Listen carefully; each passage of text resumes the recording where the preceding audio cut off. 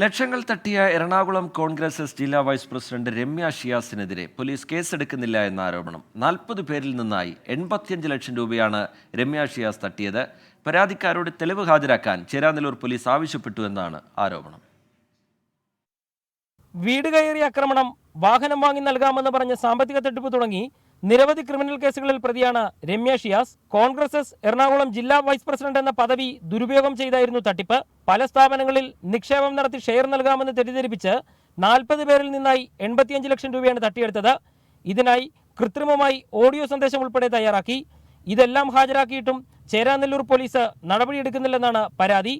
തട്ടിപ്പ് നടത്തിയെന്ന് വ്യക്തമാക്കുന്ന തെളിവ് ഹാജരാക്കണമെന്ന് പോലീസ് ആവശ്യപ്പെട്ടെന്ന് പരാതിക്കാർ. പരാതി സ്വീകരിച്ചു. ഞങ്ങളോട് അവിടെ വെയിറ്റ് ചെയ്യാൻ പറഞ്ഞു.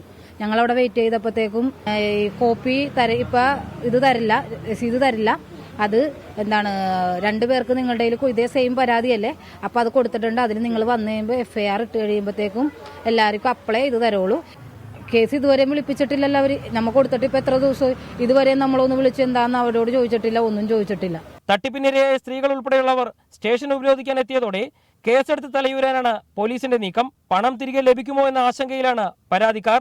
തട്ടിപ്പുകാർക്ക് ഭരണകക്ഷി മുന്നണിയിൽ ബന്ധമുണ്ടെങ്കിൽ കേസെടുക്കില്ല എന്നുള്ളതാണ് ചേരാനെല്ലൂർ പോലീസിന്റെ നിലപാട്. അപ്പോൾ തട്ടിപ്പിനിരയായ സാധാരണക്കാർ എവിടെ പോകണമെന്നുള്ളതും ചേരാനെല്ലൂർ പോലീസ് തന്നെ പറയണം. രാഹുലിനൊപ്പം ശ്യാംകുമാർ, 24 കൊച്ചി.